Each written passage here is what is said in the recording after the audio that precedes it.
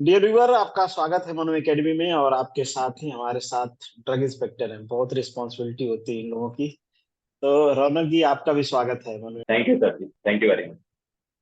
तो आज इनसे ढेर सारा डिस्कशन करेंगे, मतलब इनका स्ट्रगल कैसे रहा, और उसके बाद एग्जाम की प्रिपरेशन के लिए जो भी इनकी स्ट्रेटेजी थी, या फिर आपको क्या करना चाहिए। बहुत सारे स्टेट्स में यूपीएससी भी निकालती है इनका।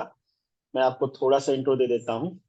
यूपीएससी ने भी वैकेंसी निकाली थी ड्रग इंस्पेक्टर का, नेशनल कैपिटल टेरिटरी दिल्ली के लिए। उसमें इनका सिलेक्शन हुआ है। और 25 सीट थी। बहुत ज्यादा सीट होती नहीं है, जनरली नहीं होती है ज्यादा सीट ना। कम ही होती है सर। कमी होती है। 50 और से कम ही होती है। हाँ, और वैकेंसी भी ऐसा नहीं है कि फ्रिक्वेंटली आती है, उसमें भी काफी गैप होता है। बहुत। और 6 साल, मिनिमम 6 साल तो। बी फार्मा करके तो बच्चे हर साल निकल रहे हैं। तो बहुत बहुत। आसान तो नहीं है। बाकी इनसे जानते हैं, तो थोड़ा सा आप अपना इंट्रो बताइए, थोड़ा अपना स्ट्रगल बताइए, कैसे आपकी जर्नी रही, कहाँ से पढ़ाई किया आपने। और चूंकि आप ऑलरेडी गवर्नमेंट जॉब कर ही रहे हो, लोगों को एक जॉब मिल जाती है तो मजे से रहते हैं भाई, आप क्यों भटक रहे थे। वैसे तो मेरा नेटिव मेहसाना का खटियाड़ा गांव है।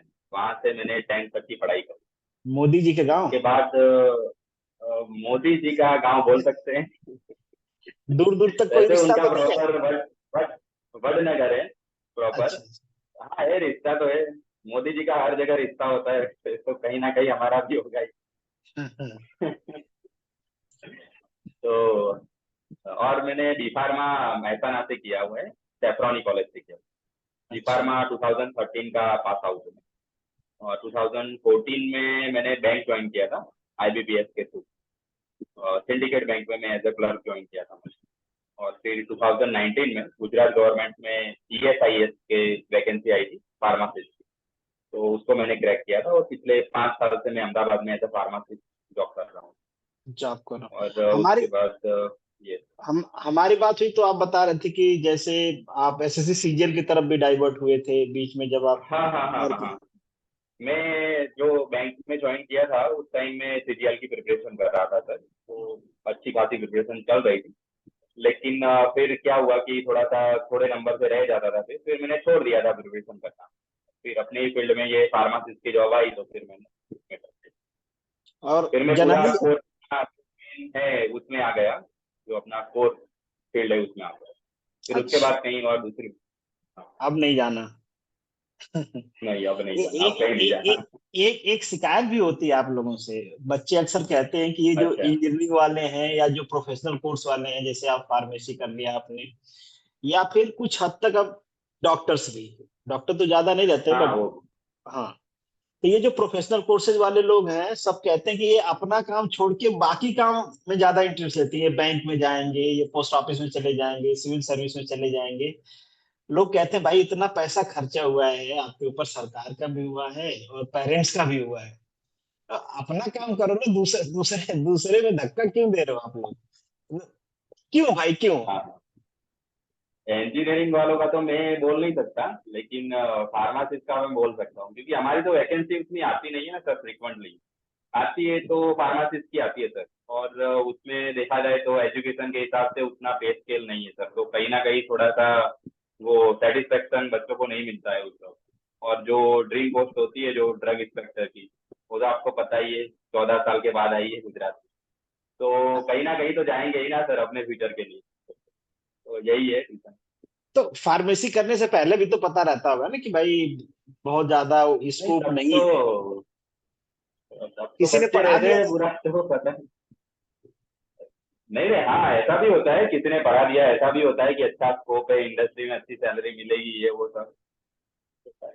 और क्या है ना, बस। ज्यादातर मेरा मेरा तो ऐसा बात नहीं था, लेकिन ज्यादातर बच्चों की बात ये होती है कि जो बी ग्रुप में होते हैं ना बच्चे, उनका ये गोल सीधा यही होता है कि डॉक्टर बनेंगे, है ना। तो फिर एमबीबीएस वाला, तो उसमें जब मेरिट कम बिल्कुल। रहती है तो फिर वो जाते हैं बीएएमएस बीएचएमएस या फिर फार्मा में। तो फार्मा में आने का उनका रीजन ये रहता है कि हम चलो कि एलोपैथी में जाए, तो फार्मा थोड़ा एलोपैथी रिलेटेड मेडिसिन, तो फिर वो ये चूज कर लेते हैं। ये रीजन है। अच्छा, एक चीज मैं और यहाँ पे बताना चाहूंगा कि आपने अपना कॉलेज बताया था सैफ्रोनी है, एक सेल्फ फाइनेंस हाँ यस कॉलेज यस। है। हाँ, एक सेल्फ फाइनेंस जी। कॉलेज जहाँ तक मुझे पता है।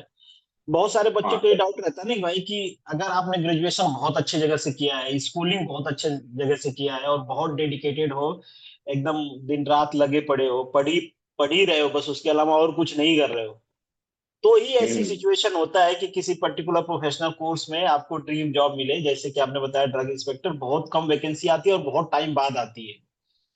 तो जी आपका जी। क्या सीन था? आपका कॉलेज भी एवरेज था और मतलब बचपन से ऐसा कुछ था कि एकदम चिपके रहे बुक से, या फिर मतलब एवरेज पढ़ाई नहीं किया, खेल लिया, घूम नहीं नहीं। लिया? वैसे तो थोड़ा मिक्स था मेरा, कि थोड़ा ऐसा बोल भी सकते हैं कि थोड़ा सा बुक से चिपके रहे, ऐसा बोल भी सकते हैं 10th स्टैंडर्ड तक। लेकिन अच्छा। खेल कूद में भी था, अदर अदर एक्टिविटी में भी था, मैंने ड्रामा में भी बहुत पार्टिसिपेट किया है school time, even college time में भी किया है ड्रामा। तो ऐसा था। लेकिन कॉलेज में मेरा एकदम फ्री माइंड था, मैं बिल्कुल लोड नहीं लिया मैंने कॉलेज, बिल्कुल भी। 12th अच्छा थोड़ा पढ़ा को बोल सकते हैं। कॉलेज टाइम में तो अच्छा खासा थोड़ा एंजॉय भी किया, पढ़ाई भी करी। तो ऐसा था। एक बात बताओ, मैं अभी आपने कहा ड्रामा में, ये लग नहीं रहा है आपका देख के ना, शक्ल देख के लग नहीं रहा आप ड्रामा करते हो भाई, बहुत सीरियस आदमी लग रहे हो आप। नहीं नहीं, वो फिर स्टेज पे जाकर इंसान चेंज ही हो जाता है सर, है ना। जो अच्छा। अंदर आता है वो बाहर आ ही जाता है स्टेज पर। अच्छा, एक चीज और पूछना चाहूंगा कि मतलब इतना भटक रहे थे आप तैयारी करते हुए, पहले क्लर्क की तैयारी किया, फिर आपने एसएससी सीजीएल, बिल्कुल एसएससी सीजीएल निकाला बिल्कुल। था आपने? निकला मैंने था? एक्चुअली दो दो बार टीयर 2 निकाला था, और फिर जो होता है ना रिटर्न, उसमें ऐसे टाइप लिखवा दे लास्ट में वेरिफिकेशन हम्म। के टाइम, वो भी दिया था। अच्छा। लेकिन अच्छा, फाइनली फिर कुछ सिलेक्शन नहीं हुआ था उसमें। तो इन शॉर्ट आपने मतलब वो सारा ट्राई कर लिया, बैंक साइड ट्राई कर लिया, मतलब नॉन टेक्निकल ट्राई कर लिया, टेक्निकल हाँ ट्राई कर लिया? बिल्कुल। उस बिल्कुल टाइम भाई। सर एक्चुअली मुझे एक्साइज इंस्पेक्टर बनना था ऐसा मुझे थोड़ा सा जुनून था उस टाइम। जो मोटिवेशन आता है ना वहीं से आता है कि भाई पैसा और पावर दोनों यहीं पे है, यहीं चलो। इसीलिए दिन रात पढ़ाई इंस्पेक्टर कर। वर्ड में ही कुछ अलग ही वेट आता है सर। हाँ, वो आता है ना, क्योंकि अंग्रेजों के और टाइम पे आया था, तफरी। जब फैक्ट्री एक्ट आया था ना, फैक्ट्री एक्ट, तो अंग्रेजों ने यस। ये इंस्पेक्टर वाली पोस्ट निकाली थी कि इंडिया की इंडस्ट्री बंद करनी है, ज्यादा वसूली करके। अच्छा। हाँ हाँ इंस्पेक्टर हाँ हाँ। को इंस्पेक्टर को इंडिया में वसूली वर्ड से भी जाना जाता है। जो एक्सप्लेनेशन है पहले के, कहते थे कि ये इंस्पेक्टर नहीं है, ये वसूली वाला काम करते हैं, ताकि यहाँ की इंडस्ट्री बंद हो, यहाँ का रॉ मटेरियल ब्रिटेन जाए। हाँ हाँ हाँ। अभी भी इंस्पेक्टर को लोग उस नजर से देखते हैं, देखते हैं, चाहे वो पुलिस पुलिस का इंस्पेक्टर हो, ड्रग इंस्पेक्टर हो, सेफ्टी इंस्पेक्टर हो, जहां पे भी इंस्पेक्टर वर्ड लगता है। खैर, आगे बढ़ते हैं। मतलब ये जो टाइम था आपका पीरियड पढ़ाई के बाद ये जॉब वाला, तो आपने ये मतलब फ्रस्ट्रेशन भी कभी हुआ? जनरल आदमी को होता ही है फ्रस्ट्रेशन, जब तैयारी कर रहा है और सक्सेस नहीं मिल रही है। आपने क्लर्क की जॉब किया, मतलब ऐसा लगता है कि यार भी फार्मा किए, पैसा खर्चा किए पढ़ाई में, अब क्लर्क की जॉब कर रहे हैं। अब मुझे पता नहीं कि कभी ताना वाना भी मिलता हो कि भाई पढ़ लिख के क्या फायदा, बीए करके भी क्लर्क में चले जाते, तुम भी फार्मा करके क्यों जा रहे हो? मिलता है हाँ सही। मिलता है। तो मिलता है, सबको मिलता है, कहीं ना कहीं तो सुनने को आ ही जाता है दूर दूर से भी। ऐसा तो कोई थोड़ा पर्सनल एक्सपीरियंस। मतलब एकदम लो लो चला गया हो ऐसा तो कभी नहीं हुआ है। अच्छा। लेकिन थोड़ा बहुत रहता था हाँ। मोटिवेट तो रहता ही था कि जो भी हो रहा है सही हो रहा है, कहीं ना कहीं तो हो ही जाएगा अच्छा। अच्छा। तो लो भाई तो कभी फील नहीं। इतना मोटिवेट कैसे रहते थे? अब 2013 के बाद 2017 में जॉब लगी, तो 3-4 साल आपने तैयारी किया, तो अंदर से कैसी फीलिंग हाँ आती हाँ। थी कि कहीं ना कहीं अच्छा हो जाएगा? क्यों ऐसी फीलिंग क्यों आती थी? बहुत सारे बच्चे होते हैं नेचुरल फ्रस्ट्रेटेड। था सर, ऐसा कोई रीजन तो नहीं था। शायद मैं क्या है ना सर कि क्रिकेट खेलता हूँ सर अच्छे से ज्यादा, तो अच्छा। उसका थोड़ा सा स्पोर्ट्स पर्सन हूँ, तो उसका थोड़ा सा रहा होगा, क्योंकि उसमें भी कहीं ना कहीं होप तो रहती है कभी ना कभी तो जीतेंगे ही। अच्छा, तो थोड़ा सा वो जोली माइंड के हो क्या आप, कि जो जिंदगी में चल रहा है चलने दो यार, ज्यादा सोचना नहीं है? उतना भी नहीं हूँ, लेकिन एवरेज हूँ, कभी डाउन नहीं होता। अच्छा, ऐसा है सर। हाँ हाँ, बिल्कुल। तो अभी अभी आप कहाँ, घर पे रहते हो या रूम रेंट वेंट पे लेके रह रहे हो? अहमदाबाद में कैसे? मैं गवर्नमेंट क्वार्टर्स में रहता हूँ अहमदाबाद। अच्छा, और कौन कौन साथ है आपके? अकेले हो या फिर फैमिली भी है, माता जी नहीं, पिता फैमिली जी? फैमिली फैमिली अच्छा। साथ में अच्छा, पहले से रहते हैं या आपको जॉब लगी थी उसके बाद से? जॉब लगी उसके बाद, पहले तो मैं महसाना रहता था। अभी अच्छा। मैं फार्मासिस्ट में लगा, उसके बाद पिछले 4 साल से अहमदाबाद में रहता अच्छा, तो अभी तो घर वाले बहुत खुश होंगे कि बेटा ने हूँ। अरे फोड़ा है। बहुत हैं? बहुत खुश, बहुत खुश। पहली बार बाबूजी को बताया हाँ आपने तो रोज कैसा रिएक्शन है? पापा तो रोज स्टेटस डाल रहे हैं। हाँ। रोज वही अच्छा स्टेटस डाल रहे हैं। भाई, अच्छा अच्छा है आप गुजरात से हो। है तो यूपी बिहार से अच्छा। होते ना तो मतलब लोग बोली लगा देते हैं आपके ऊपर, दहेज वाली। अच्छा, नहीं यहाँ तो ऐसा नहीं है। हमारे तरफ बहुत चलता है कि लड़का हाँ वहाँ सेलेक्ट तो हो है, मुझे गया। पता हाँ, लड़का सेलेक्ट हो गया कहीं पे और वो भी ऐसी पोजीशन है, आप तो गजटेड। ये एक चीज और बताते चलूं, ये गजटेड पोस्ट होती है। है। हाँ आ, गजब बहुत है। हाँ गजटेड पोस्ट है, गजटेड पोस्ट की बहुत वैल्यू होती है और हमारे तरफ तो बोली लग जाती है, बेटा बताओ कितने लाख लोगे। और खैर गुजरात में तो नहीं चलता ये सिस्टम, मतलब नहीं। ये इको सिस्टम यहाँ पे अच्छा डेवलप हुआ है। अच्छा है। खैर अंकल आंटी तो खुश हैं। और घर में कौन हाँ मतलब बहुत। भाई, बड़े भाई। अच्छा एक चीज मैं पूछना चाहूंगा आपसे, बड़े ये मतलब मेरी फैमिली का पूछने का पर्पज ये है कि घर में पहले से पढ़ाई का माहौल था या माहौल बनाने की जिम्मेदारी आपकी थी। जैसे वो होता है ना कि बड़ा भाई कहीं पे अच्छी पोजीशन पे हो, बहन अच्छी पोजीशन पे हो, पिताजी अच्छी पोजीशन पे हो, तो पहले से प्रेशर रहता है कि भाई हमको कुछ अच्छा करना है। पर अगर कोई नहीं हो तो माहौल बनाने की भी जिम्मेदारी हमारी होती है। अब हमारे ऊपर डिपेंड करता है कि हमारे जो आगे वाली पीढ़ी है वो कैसा करेगी। एग्जाम्पल सेट करने बिल्कुल का बिल्कुल पर्पज। सही। एक्चुअली फादर तो अच्छी पोजीशन में नहीं है उनका। पहले से हमारी फैमिली का फाइनेंशियल कंडीशन भी थोड़ा सा सही नहीं रहा है। लेकिन भाई है सर, भाई डेप्यूटी मामलतदार है सर, पाटन डिस्ट्रिक्ट में। अच्छा, बड़ा बड़े भाई, भाई। बड़े भाई है सर, डेप्यूटी मामलतदार। तो हम दो जब आप भाई है फैमिली में। अच्छा, जब आप क्लर्क बने थे तो भाई ने कहा नहीं कि क्या कर रहे हो। वो बिल्कुल हाँ, वो तो ऐसे, वो तो अभी भी बोलता है, फार्मासिस्ट में भी बोलता है क्या कर रहा है तू, तेरा ये नहीं है, तू कुछ बड़ा करने वाला था ये सब। उसकी उसका मोटिवेशन ज्यादा था, मेरे भाई का, बड़े भाई का अच्छा, मोटिवेशन ज्यादा था, क्योंकि उनको था कि मैं कहीं ना कहीं कुछ अच्छा तो करूँ। तो उनकी और क्या वो डिग्री है। मम्मी पापा सेट हो गए थे इस जॉब में, क्लर्क या फार्मासिस्ट में, लेकिन भाई का माइंड सेट नहीं हुआ था। वो अच्छा, सोचते रहते थे कि तुझे कुछ कर। और उनकी क्या डिग्री है, उन्होंने भी क्या कोई प्रोफेशनल कोर्स किया है या फिर नॉर्मल डिग्री है कोई उनकी। नहीं नहीं, वो उन्होंने बीकॉम किया हुआ है।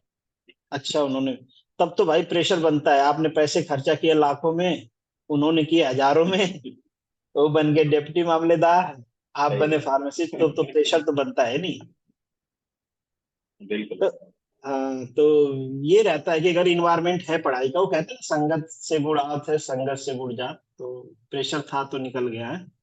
कितना पढ़ाई करते थे हम्म। आप, जैसे आप जॉब कर रहे हो तो बहुत सारे बच्चों का एक्सक्यूज होता है कि भैया क्या करें, जॉब है इसलिए टाइम नहीं मिलता है। दूसरा एक्सक्यूज होता है या मन ऐसा एक्सक्यूज देता है कि जब नींद आती है ना तो ऐसा लगता है यार एक जॉब तो है वो भी सरकारी है, तो ठीक है थोड़ा सो लेते हैं, कल से पढ़ेंगे। तो कैसे खुद को आदमी हम्म। मोटिवेट रखे और टाइम कैसे निकाल पाते थे पढ़ने के लिए। तो 19 में मैं फार्मासिस्ट में लगा। उसके बाद तो मैंने 3 या 2.5 साल तक तो कोई पढ़ाई नहीं की था, मैंने ये एक्सेप्ट कर लिया था।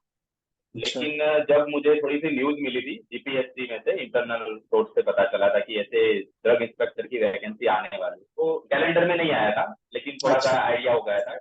हाँ, हम्म। एफडीसीए और जीपीएससी। तो मैंने वहां से ही प्रिपरेशन स्टार्ट कर दी थी अपने हिसाब से, कि थोड़ा बहुत टाइम निकाल लेता था, मैं 4 घंटे एवरेज निकाल देता था, उससे ज्यादा मैं पढ़ भी नहीं पाता था चाहूँ तो। तो मॉर्निंग में घंटा निकाल दिया, 2 घंटे जॉब टाइम में थोड़ा सा पढ़ लिया, और शाम को यदि माइंड सेट अच्छा है, फ्रेश लग रहा है, तो 1-2 घंटे शाम को पढ़, ऐसा रहता था। लेकिन देखा जाए तो मैंने 2 साल तक करी है प्रिपरेशन कंटिन्यू। 2 साल आपने पढ़े 4-4 घंटे, तो मतलब हाँ ये मान के चलिए हाँ, भाई, इनफ है, इनफ है।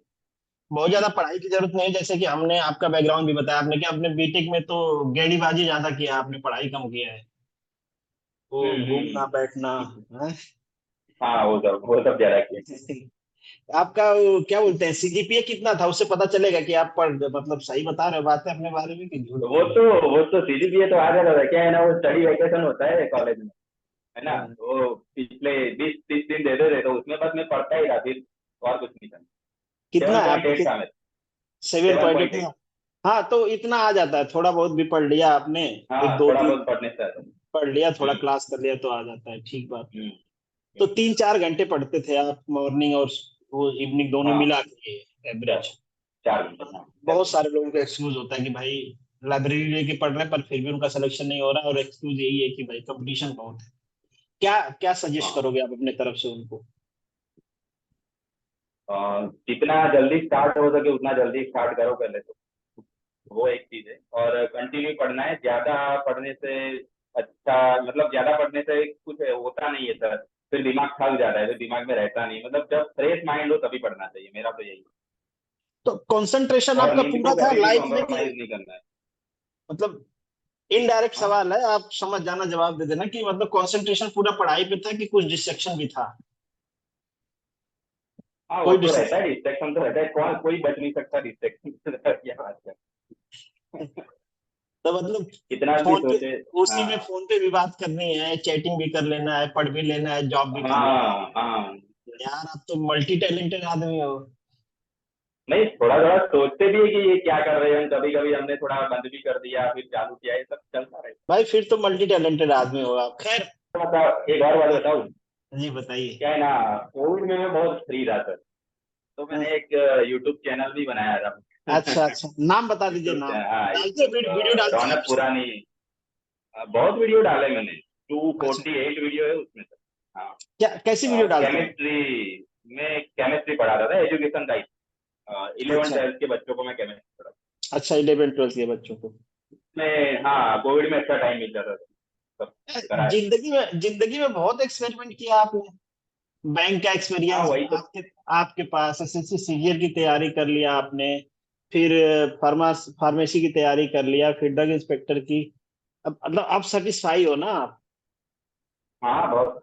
आप शादी वादी करो, आप अब घर तो बसाओ, अब ज्यादा ज्यादा नहीं पढ़ना। दिल्ली जाना है, पर दिल्ली तो और चैन से नहीं रहने देती। शादी हो हाँ, गई है सर। अच्छा शादी हो गई है आपकी? भाई फिर हाँ। तो भाई मैं पक्का कहूंगा कि आप बहुत टैलेंटेड आदमी हो। शादी के बाद आदमी जॉब कर रहा है, उसके बाद पढ़ाई कर, बच्चे भी हैं आपके? नहीं, बच्चे नहीं। अच्छा, तो भी मतलब यार ये मतलब 2 साल हो गए।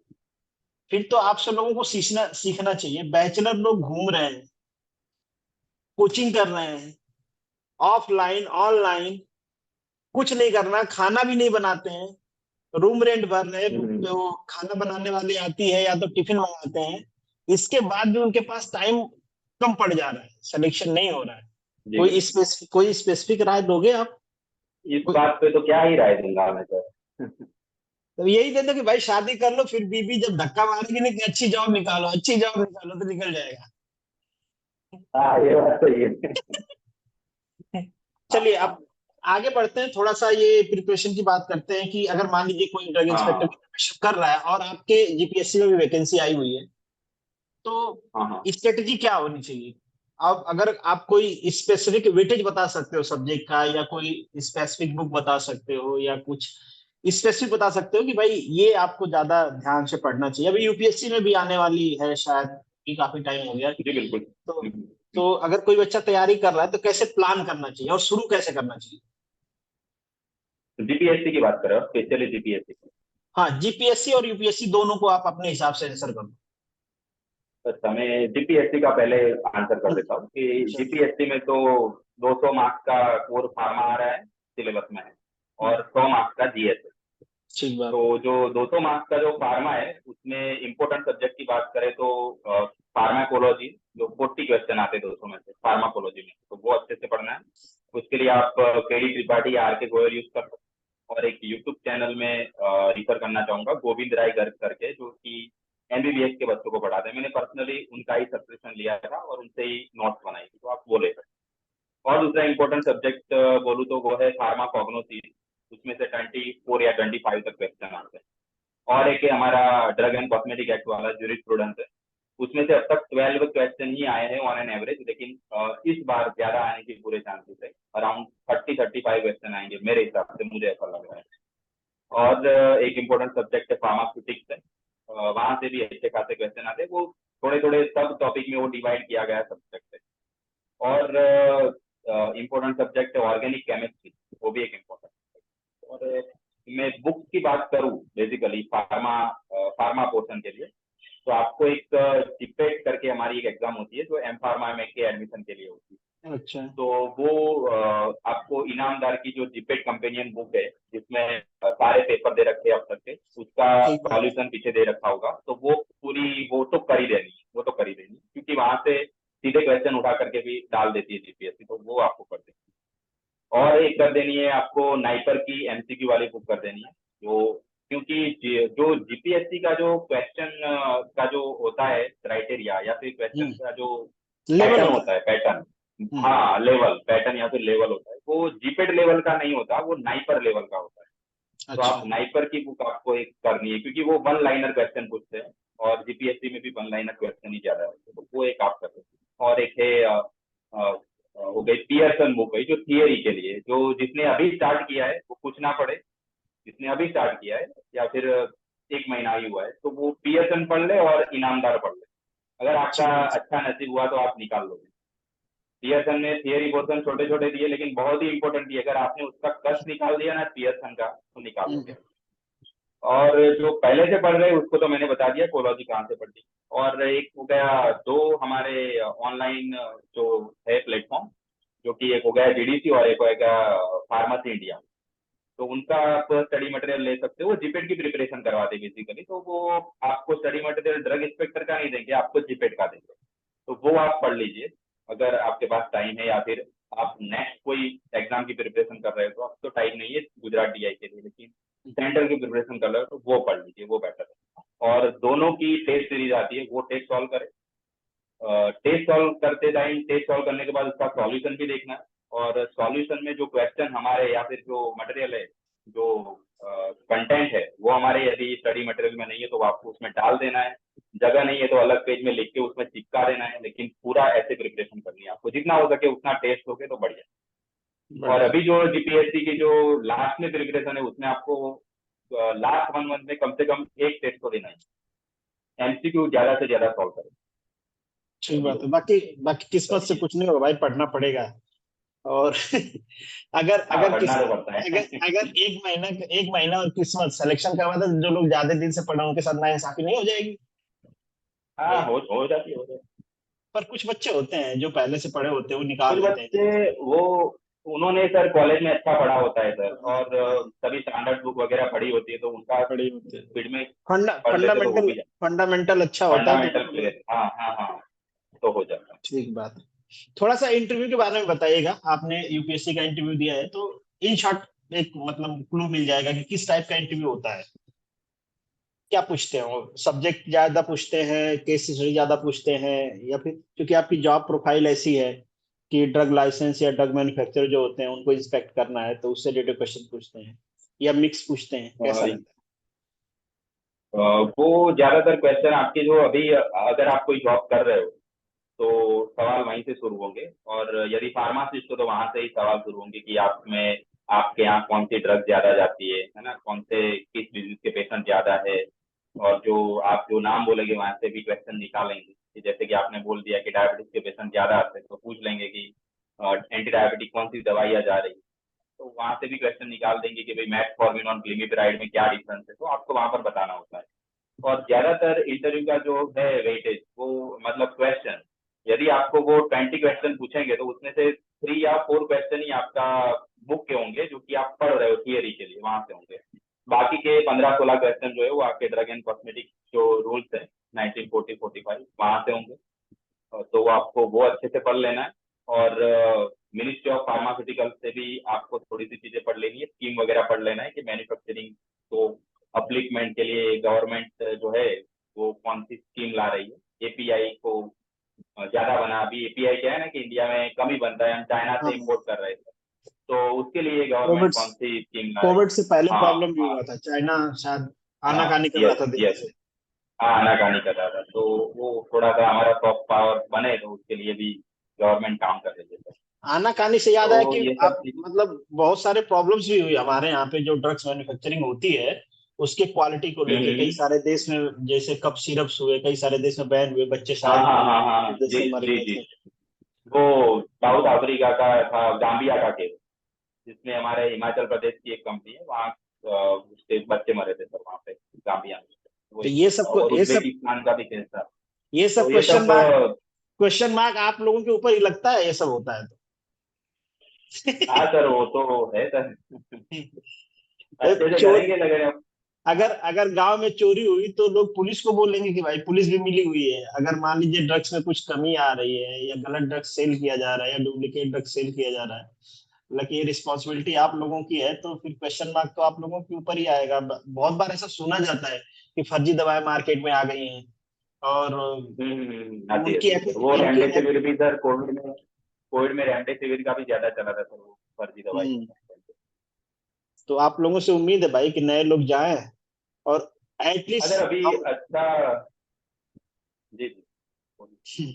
नहीं, बोलिए बोलिए बोलिए, आप दिल की बात बोलिए। अभी क्या है ना सर कि अभी तो नए बच्चे भी आ रहे हैं, और ड्रग एंड कॉस्मेटिक जो एक्ट है वो 1940-45 को अभी सर वो उसका थोड़ा सा अच्छा खासा उसको चेंज करे। अभी तक तो अमेंडमेंट ही कर रहे थे, लेकिन अभी नया बिल आया है ड्रग बिल 23 में, तो उससे थोड़ा सा इंस्पेक्शन की प्रोसीजर वगैरह थोड़ा सा अभी चेंज भी होगा। हम्म। गाइडलाइंस वगैरह चेंज हो रही है। जिन लोगों को आइडिया नहीं लग रहा होगा, थोड़ा सा यहाँ पे हिंट दे देते हैं कि इन लोगों के पास इतना पावर होता है कि ये सैंपल कलेक्ट कर सकते हैं, चाहे वो ड्रग सेलर हो चाहे मैन्युफैक्चरर हो। और इतना पावर होता है कि अगर कुछ उसमें मिसलीडिंग चीज मिलती है तो वो सीज कर सकते हैं, लाइसेंस सस्पेंड कर सकते हैं। और इवन बहुत अगर ज्यादा वो हुआ तो कंपनी भी सील हो सकती है, इतना पावर होता है ड्रग इंस्पेक्टर जी टीम के पास। तो ऑब्वियसली पावर का यूज भी होता है और क्वेश्चन उठे तो मिस यूज भी होता है। खैर, हम लोग इंटरव्यू की बात कर रहे थे, वहां से यहाँ आ गए। तो इंटरव्यू पे आप बता रहे थे कि ठीक है ये चीजें पढ़ लेना है, जो आपका एक्ट है, चाहे ड्रग का एक्ट है चाहे उससे रिलेटेड जो रूल्स बने हुए हैं वो पढ़ लेना है। कुछ सब्जेक्ट्स आपने बता दिए। कुछ आप बताइए जैसे किस टाइप के क्वेश्चन आपसे पूछे थे यूपीएससी ने, अगर कुछ स्पेसिफिक बता पाओ आप तो। अच्छा, मुझे पूछा था कि अगर आप मतलब drug inspector as a drug inspector select हो जाते हैं तो आप रिटेलर शॉप में जाएंगे, तो वहाँ आप क्या मतलब कैसे इंस्पेक्शन करेंगे, और मतलब बेसिकली आप सैंपल कैसे उठाएंगे, ये मुझे सैंपलिंग का प्रोसीजर उन्होंने पूछा था। अच्छा। तो वो आपने पढ़ा हुआ होना चाहिए कि कौन से सेक्शन में ड्रग इंस्पेक्टर का पावर दिया गया है, कौन से सेक्शन में ड्यूटी है, कौन से सेक्शन में प्रोसीजर है, जो 4 सैंपल उठाने होते हैं वो कहाँ पर भेजने होते हैं, 4 कौन सी जगह है ना, फिर केस फाइल करना होता है, तो ये सब आपको पूरी तरीके से पता होना चाहिए। ठीक ये बात। एक चीज। और बुक के क्वेश्चन में तो एक मुझे पूछा था कि जो ड्रग के नेम होते हैं तो उसमें पीछे मेब लगा हुआ होता है, मतलब मेब नाम आता है पीछे, जैसे कि टोसिलीजुमैब हो गया, ट्रस्टोजुमैब हो गया, ये सब। तो ये मेब क्या है ऐसा पूछा गया था मुझे, तो मुझे पहले तो थोड़ा समझ में नहीं आया सर कि ये क्या बात हो रही है। तो मैंने 1-2 बार मुझे उनको पूछा भी सही कि आप क्या कहना चाह रहे हो, मुझे समझ में नहीं आया। फिर उन्होंने मेब वेब करके बोला, तो होता है मोनोक्लोनल एंटीबॉडी, तो वो कैसे बनाई जाती है, प्रोसीजर क्या है, ये सब वो पूछते हैं। मतलब इन शॉर्ट क्वेश्चन कहीं से भी आ सकता है। एक्चुअली वो क्वेश्चन बायोटेक का है, अच्छा। उसका बेसिक फार्मा से रिलेशन नहीं है, लेकिन क्वेश्चन कहीं ओके। से भी आ सकता है। आपका बेसिकली आपका कॉन्फिडेंस देखा जाता है इंटरव्यू में, वही है सर। कैसा इंटरव्यू पैनल कैसा था? डराउन टाइप का था, मतलब बोरिंग टाइप का था, या फिर मतलब एक होता है ना इंटरव्यू पैनल की भाई इन्वायरमेंट बना दिया उन्होंने, हंसी खुशी क्वेश्चन पूछ रहे हैं, आप बता रहे हो, नहीं बता रहे हो तो भी माहौल ऐसा नहीं है। और कुछ लोग होते हैं बूढ़े टाइप के, एकदम डरावने टाइप के, कि आप कुछ भी बता रहे हो उनकी आंखें आप पे लगी हुई, क्या बोल रहे हैं। तो आदमी को समझ नहीं आता है मैं गलत बोल रहा हूँ। कैसा माहौल था? हाँ सर, वो जो मेन सर जो बैठे थे चेयरमैन, उनका ऐसा था कि मुझे डाउट में डाल रहे थे कि मैं, मुझे तो पता था कि मैं सही बोल रहा हूँ, लेकिन उनका एक्सप्रेशन ऐसा होता था कि मैं, वो हमको ऐसा जताना चाहते थे कि हम गलती कर रहे हैं। हम्म। कहीं कहीं वो दोबारा भी पूछेंगे क्या सच में ऐसा होता है, वो हमें वो वेरीफाई करने के लिए कि हम क्या चेंज तो नहीं कर देते ना हमारा स्टेटमेंट। हम्म। तो ऐसा भी उनका रहता। कितने और लोग जो थे? बाकी के 2 थे, 3 ही थे, चेयरमैन थे, और एक सीडीएसयू के रिटायर्ड डीसीजीआई थे, drug controller general of India थे, और एक रिटायर्ड मैन एकेडमिक। ओके। कितने टाइम तक चला होगा आपका इंटरव्यू, अराउंड टाइमिंग?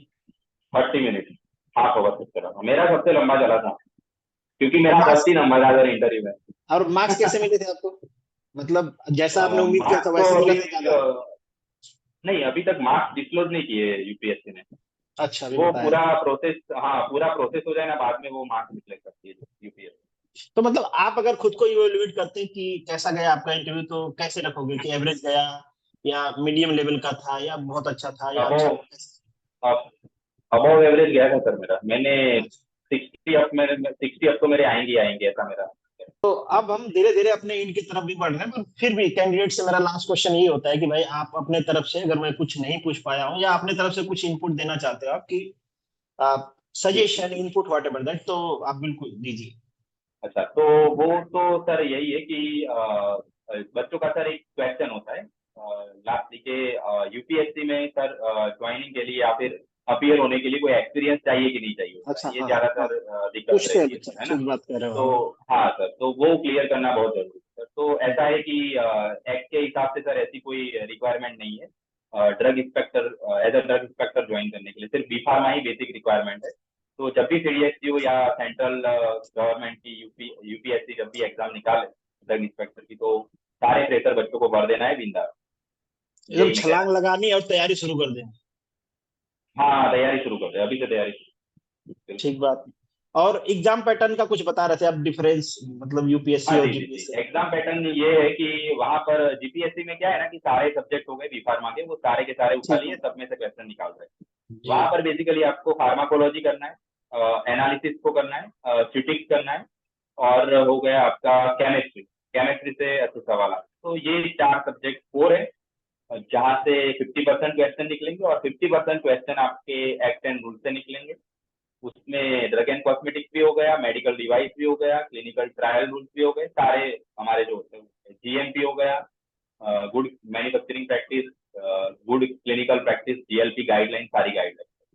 ठीक बात। थोड़ा सा डिफरेंस रहता है, वो थोड़ा सा क्या है ना कि लोग के हिसाब से रहता है पेपर।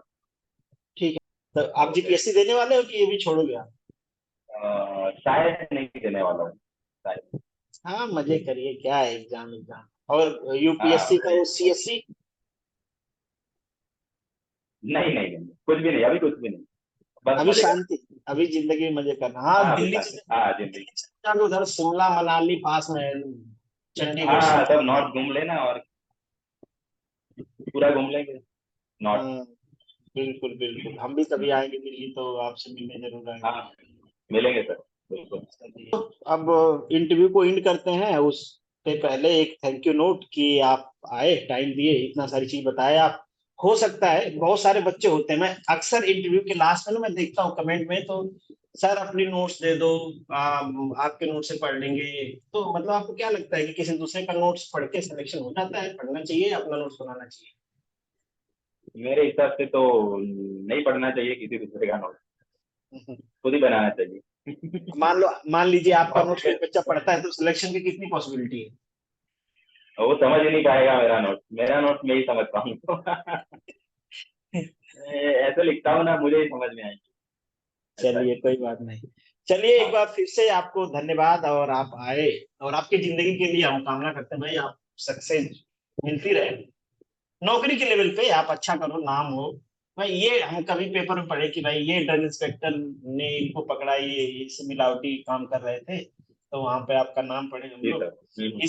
इस उम्मीद के बिल्कुल। साथ और इस दुआ के साथ, तो अलविदा कहें, आप बंद किया जाए, हो गया सब। हाँ हाँ हो गया हो गया। चलिए all the thank you sir, best. बहुत मजा आया। चलिए ऑल द बेस्ट।